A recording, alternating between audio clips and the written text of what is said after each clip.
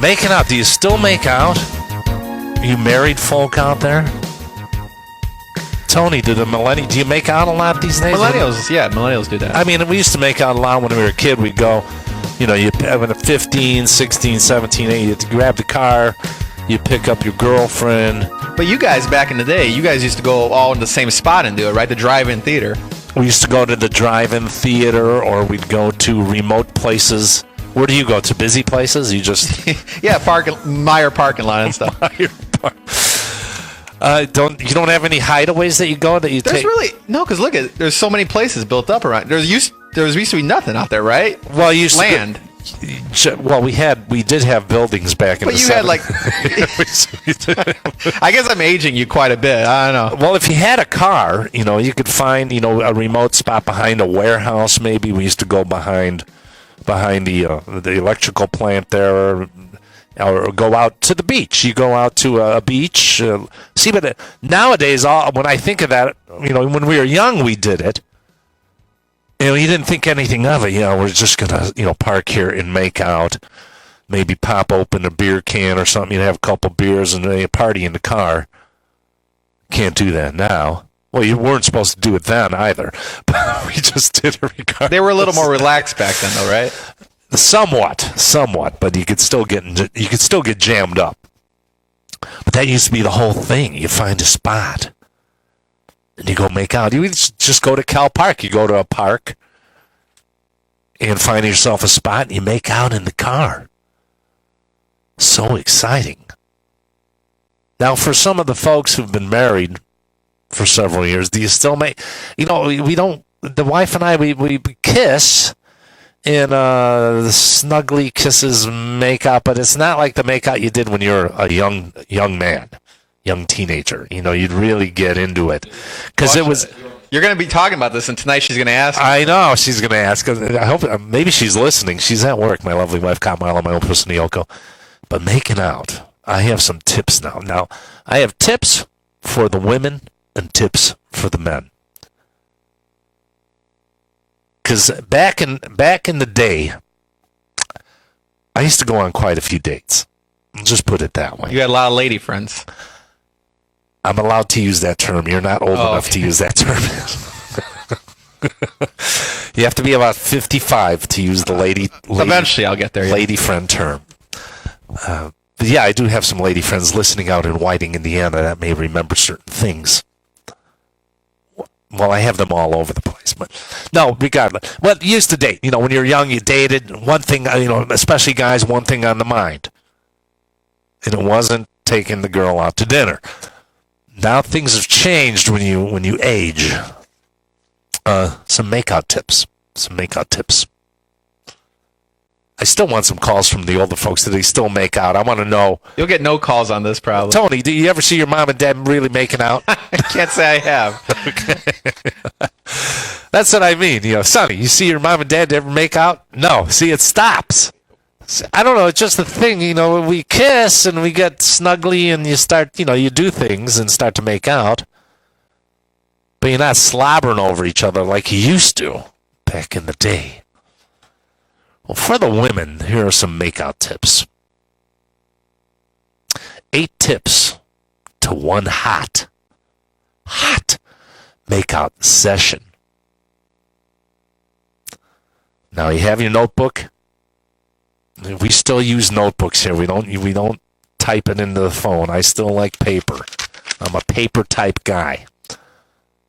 Now here's one for the women. First thing, if you can't find a comfortable position, you always go with the straddle.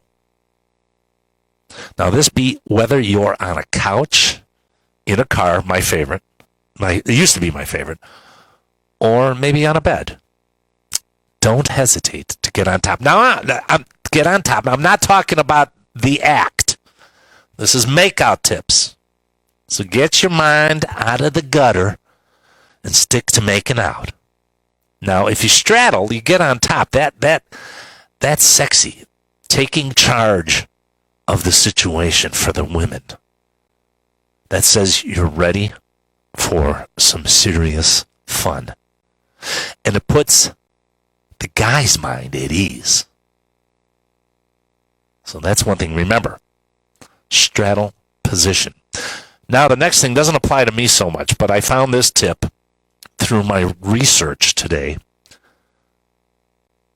And guys like it when you play with their hair on their head. I'm talking. Now, for me, I'm out of luck there. But I do like scratching of the head. That's good, too. Now, another thing, makeout tips for the women. Men like to get some neck attention. The back of the neck is an erogenous zone. This is true. If you don't know what erogenous is, well, then you're going to have to pull out the old Encyclopedia Britannica dictionary or something and figure it out. So don't be afraid to give his neck a little rub or squeeze while you're making out. The next one I found through my research, and I do not agree with this, and I want to get opinions on both you, the listener, and maybe the crew here. Now, I found this one. This isn't mine. I found this one. It says suck on his fingers. Unless he just has thoroughly cleansed his hands. And depending on his makeout style, I don't know where his hands have just been.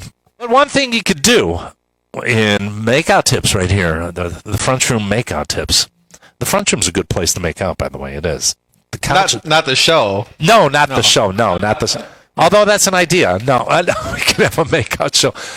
I remember my girlfriends back in the day, you know, when we were young, you know, it was always, you know, maybe I was 17, the girl was 16, mom and dad still there, and you're trying, you know, you're watching TV at the house, and you're like, hey, maybe we're going to go upstairs and watch a little TV.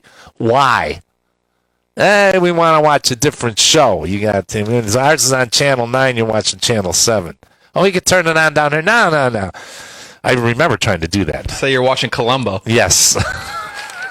That one's when they first came out, too. They weren't reruns. So these were new episodes back then. I have a couple more makeout tips. Talk dirty. Talking dirty is good. You could whisper, you know, they always say whisper sweet nothings. Well, that's nothing to me. You don't want to use the L word yet. You don't want to go that far. But if you want to get things a little, if you want to move things a little farther down the line, you could just whisper dirty things while passionately making out. Like I cleaned the microwave out or something like that. Thanks. That's yours, right? That gets you. Yeah, if she whispered that into your ear. Yeah, nowadays it's if she whispered some dirty things and, baby, I'm going to be like, can you get me a beer? And girls, here's, I've always thought this from day one, back when I was a young man on dates, trying to find all these makeup tips. You know, see, these makeout tips, we didn't have these in the 70s. We couldn't Google. Like, you guys are lucky. If you're going out on a date, you're like, what should I do? I'm going out with a girl. Maybe your first time out with a girl? What did you do? So wait, what did you search for? Like, how'd you? We had nothing to search for. We had nothing. We were sitting there with our thumbs up, you know where. We'd have to ask for advice, which is very embarrassing when you have to ask your father. I never did. My dad only told me one thing, and I can't say it on these airwaves.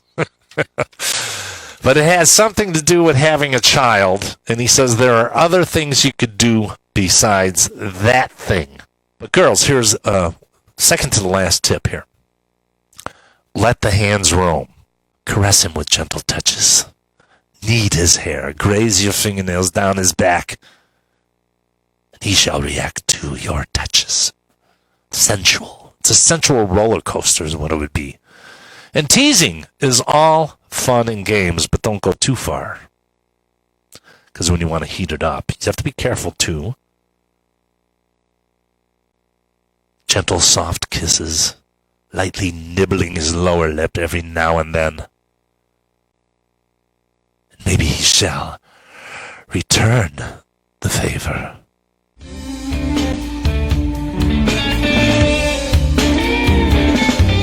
Pat Man chimed in. He said, Cal Park the Hill, makeout sessions, yeah. Back in the day, that was a hot spot. If you wanted private action, you had to go down to the boat ramp there. They had a big parking lot that was usually empty. That's where you went for action. And how about Hagwash? Hagwash. Bird and Sun. Bird and Sun was an empty prairie there behind Bird and Sun. A lot of spots you could find. You don't have a spot in Roxana, East Chicago? Buy Big Frank sausages. Roxana, where's that? Got to have a spot. I mean, Kosciuszko Park. There you go. I got hills there.